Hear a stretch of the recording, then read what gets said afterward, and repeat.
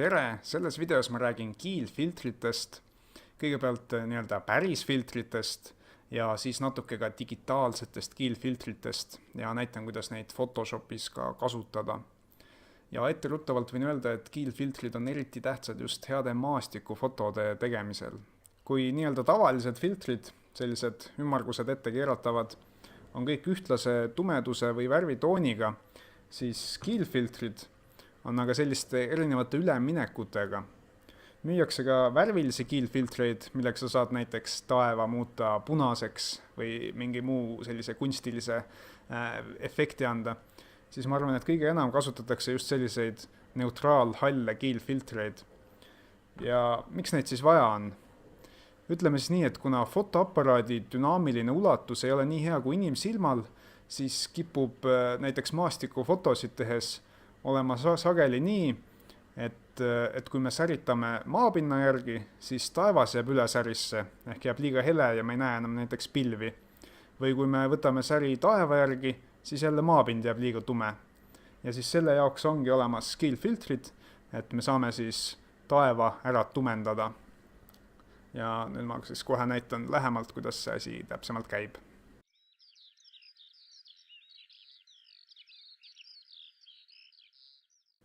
Selliste kandiliste kiilfiltrite jaoks on vaja ka filtri hoidjat ja need filtrid lähevad siis niimoodi hästi napilt siia sisse vahele, päris kinni nad ei jäägi, sest nad peavad niimoodi vabalt liikuma vastavalt vajadusele.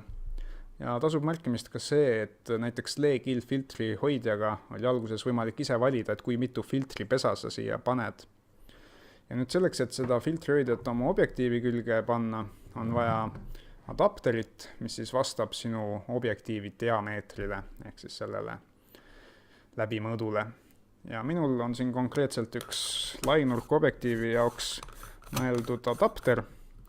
Kui tavalist adapterit kasutada, siis on võimalus, et nurgad jäävad natuke mustaks, sest see filtri hoidja jääb ise natuke kaadrisse.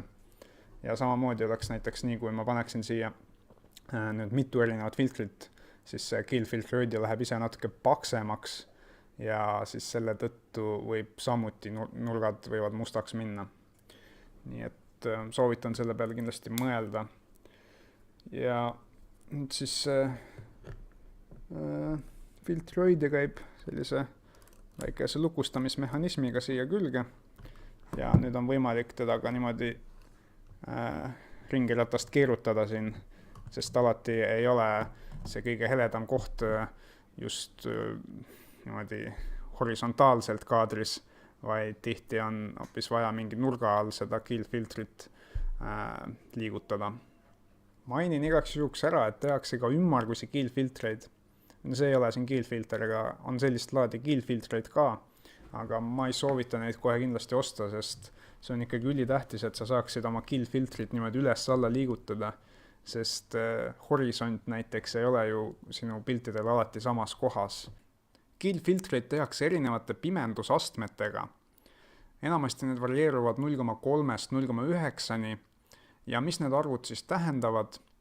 Ütleme nii, et 0,3 pimendusaste võrdub ühe stopiga ja üks stopp võrdub siis näiteks sellega, kui sa oma säri aega muudad 1/60 sekundi pealt 125 sekundi peale. Ja 0,6 pimendusaste on seega 2 stoppi ja 0,9 on 3 stoppi.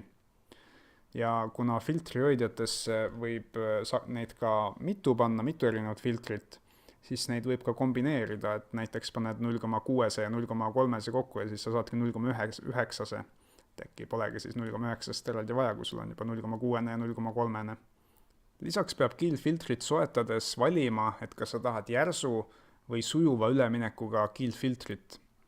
Et see konkreetne on siin järsk üleminek ja ideaalis võiks tegelikult olla ühel maastikufotograafil muidugi mõlemad olemas. Kuid kui on raha ainult üheks, siis soovitatakse võtta pigem järsk üleminek, sest seda pidavat sagedamini vaja minema. Mina olen igatahes oma 0,6 järsu üleminekuga aastaid hakkama saanud, kuigi tore oleks muidugi, kui näiteks üks 0,3 soft oleks ka lisaks. Aga kahjuks on kiilfiltrid suhteliselt kallid ja seega kõigi erinevate stsenaariumite tarbeks erinevaid kill-filtreid omada on päris kallis lõbu. On olemas ka odavamaid variante, näiteks mina isiklikult alustasin Kokani kill-filtritega, on siis küllalt sarnased, aga palju odavamad. Ja nendega on kahjuks üks probleem, et nad põhjustavad muutusi värvides, vähemalt odavamad mudelid. Kokanil on ka erineva hinnaklassiga filtreid, aga odavamad igatahes põhjustasid näiteks taeva muutumist lillaks, eriti kui just loojangu värve pildistada. Et ei ole piisavalt neutraalne minu jaoks. Õnneks on tänapäeval väga lihtne kasutada digitaalseid kiilfiltreid, neid kutsutakse tihti ka digikiiludeks. Et need on olemas näiteks Photoshop Camera Raw'is ja uuemates Photoshop Lightroomides täitsa eraldi tööriistana, mida on väga mugav käsitleda. Ja nüüd ma siis põgusalt demonstreerikski, et kuidas see käib. Nüüd me oleme siis Photoshop Lightroom 5.5 ja täpsemalt Develop režiimis. Ja siin üleval me siis näemegi ühte sellist väikest tööriista nagu Graduated Filter ehk kiilfilter. Ja sellega me siis hakkamegi tööd tegema. Esiteks me võime enne kiilfiltri peale panemist juba paika panna, et missuguseid häälestusi me tahame siis muuta. Et see esimene exposure on siis säriaeg. Ja siis ma teen lihtsalt siia üles kuskile suvalt ühe esimese kliki, hoian nupu all ja tõmban siis selle filtri sinna maani, kuhu nii ma tahan seda filtri mõju siis rakendada. Ja nüüd tasub tähele panna seda, et siia jäid maha veel selline keskmine joon ja siis ülemine joon. See nüüd mõjutab seda, et kui sujuvalt või järsult see filter rakendub, et ma panen korraks hästi tumeda peale, siis te saate paremini aru. Et nüüd, kui see vahe on päris lai, siis see tumedast heledasse üleminek on küllaltki sujuv, aga kui ma need 3 kriipsukest küllaltki niimoodi kokku pressin, siis on see üleminek hästi järsk. Et need päriselu kiilfiltrid on umbes sarnased, et nad on kas sellised üsna järsud või siis sellised küllaltki sujuva üleminekuga. Ja kui meil on aga selline horisont nagu praegu sellel pildil, siis piisab küllaltki järsust üleminekust, et ma viin ta umbes niimoodi, aga kindlasti nii tumedaks meil ei ole vaja taevast panna. Et paneme mingi 0,9 ja kui tahame, siis võime näiteks eraldi highlights'e muuta, et just neid eriti heledaid osasi muuta ja võime ka natuke kontrasti lisada või kui meil on tunne, et värvidega on midagi valesti, siis me võime ka white balance'it muuta või kui me tahame kunstiliseks minna, siis me võime lisada veel mingi värvisid, aga mina isiklikult sellist asju ei tee. Ja siis üks asi, mida algajad fotograafid tihti teevad, on see, et nad tõmbavad selle kiilfiltri liiga madalale või siis päriselus panevad selle kiilfiltri liiga madalale, et umbes niimoodi, et suur osa sellest horisondi piirist läheb hästi tumedaks. Ütleme nii, et seda ei tasuks teha, et see on kole, aga tihti on ka selliseid situatsioone, kus ütleme näiteks, et siia esiplaanile jääb mingi suur puu ja siis on võimalik ikkagi kiilfiltrit normaalselt rakendada, aga siis pärast tuleks lihtsalt see üks puu selle käsitsi, selle adjustment brush'iga siis heledamaks muuta. Et võtta see adjustment brush ja siis värvida konkreetselt see puu nii-öelda heledamaks, et see puu ei jääks selle kiilfiltri tumendavasse mõjusse. Ja tasub veel tähele panna seda, et selline heledate alade tumedaks tegemine on eriti efektiivne või mõistlik just RAW failide puhul. Et kui me teeme kui me JPG-ga üritame sellist nalja teha, siis ei pruugi see tulemus nii hea jääda, et JPG-s võib osa infot olla kaduma läinud, see, mis on seal heledas või ülitumedas alas. Aga RAW failidel on selline suurem dünaamiline ulatus ja siis me saame veel päästa neid kohti, mis võib-olla algselt ei jäänud kõige paremini. Ja kiilfiltrit saab muidugi rakendada ka teistpidi, et kui meil mingi ala on liiga tume, siis me võime hoopis siit näiteks maa poolt läheneda ja nüüd paneme siis selle exposure'i hoopis plusspoolele, paneme mingi +1 peale ja kui soovime, siis näiteks võime ka shadowseid ehk varjualasid siis heledamaks teha eraldi ja igasuguseid muid korrektuure. Ja siis samamoodi võime valida, et kui sujuvalt või järsult me siis seda üleminekut tahame teha. Ja, et nii lihtne see siis põhimõtteliselt ongi. Nüüd te kindlasti mõtlete, et kui need digikiilud nii hästi töötavad, siis miks peaks üldse neid kalleid päris kiilfiltreid endale soetama?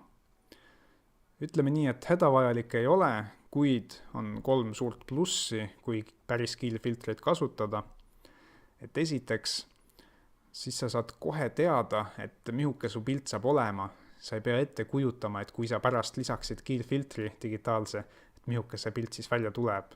Ja seega sa saad kohe informatsiooni kätte, et kas selles situatsioonis on mõtet teha veel duubleid või et mihuke kadreering oleks kõige parem, et pilved jääksid ilusasti näha.